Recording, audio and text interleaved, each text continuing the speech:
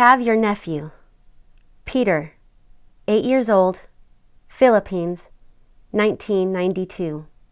We have your nephew, said the handwritten note. If you surrender to us, we will return the boy to his parents. Brother MT stared at the message. It was from the leaders of the New People's Army, NPA, the military arm of the Communist Party of the Philippines. People in many parts of the Philippines had been threatened and persecuted for years by this group of terrorists. Brother MT is an evangelist in the Philippines.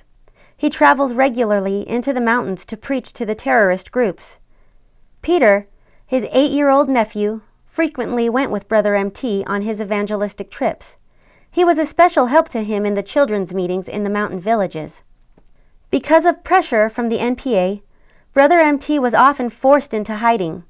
Still, as a result of his ministry, some of the NPA soldiers had given their lives to Jesus Christ and left the organization.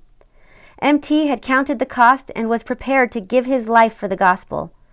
But he was not prepared for this. He knew there was no hope that his surrender would save his nephew. He knew they would both be killed. Still, he hesitated. The boy's parents insisted that MT ignore this order and continue his evangelistic outreach. As a result, the parents gave their son for the gospel. Peter was killed on Good Friday, April 17th, 1992. He was tortured for 3 hours and suffered very much. His hands were tied with wire, and the terrorists struck him in the legs and head with an axe. And finally, he was beheaded. The abductors have warned the boy's parents and MT that if they do not stop their ministry, they will return and torture them. Brother MT is continuing his dangerous work in the mountains among the terrorist groups.